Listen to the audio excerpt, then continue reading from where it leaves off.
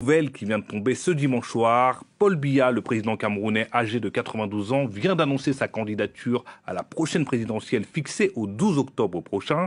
Au pouvoir depuis 1982, il sera donc en course pour un 8e mandat. On prend tout de suite la direction de Yaoundé pour retrouver notre correspondant Marcel Amoko. Bonsoir Marcel, je le disais, on attendait l'annonce officielle venant du président Biya. Elle est finalement arrivée ce soir. Est-ce que sa candidature était attendue ou était-ce une surprise?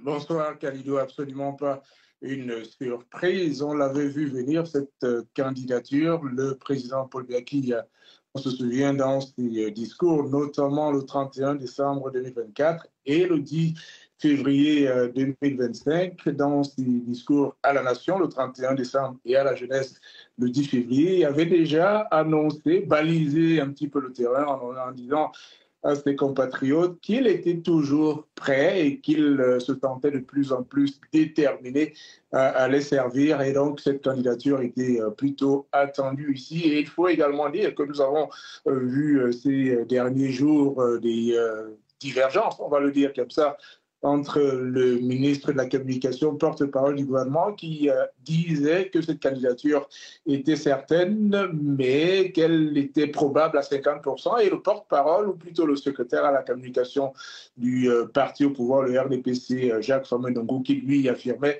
qu'elle était certaine à 100%. Donc, ce n'est véritablement pas une surprise. Je peux également vous ajouter qu'en parlant à l'entourage du président Paul Biya, on était quasiment certain qu'il allait être candidat à sa propre succession pour ce 8e mandat de 7 ans. Et en parlant de divergence avec la défection de Chiroma Bakary et la fin de l'alliance avec l'UNDP de Bello Bouba Maïgari, est-ce qu'il se présente affaibli politiquement à la prochaine présidentielle?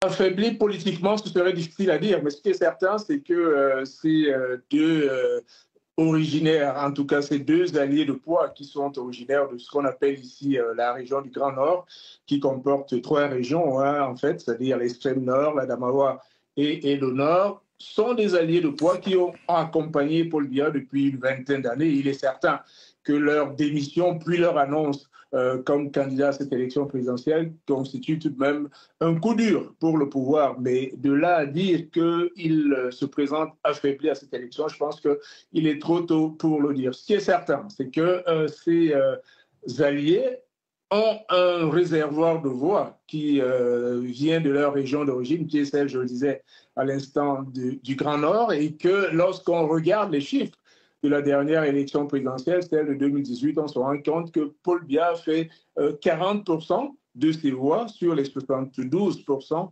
qu'il a glané. Donc 40% de ses voix venaient de ces régions, de ces 3 régions, dont l'extrême nord, le nord et la Damawa. Ce qui est certain, c'est qu'il y a quelques voix qui vont s'éparpiller avec la démission et l'annonce de la candidature de Bello Bouba Maïgari et de Issa Chiroma Bakary, mais de là à dire que cela pourrait avoir une incidence ou une influence sur la candidature de Paul Biya et surtout ce que ses partisans considèrent comme une élection quasi, une réélection même, je dirais, quasi certaine ici. Merci beaucoup. Pour l'instant. Merci beaucoup, Marcel Amoko. Cameroun, l'organe en charge de l'organisation des élections, le compte à rebours est donc enclenché pour un scrutin crucial et plein d'incertitudes pour l'avenir du pays. Les explications de notre correspondant à Yaoundé.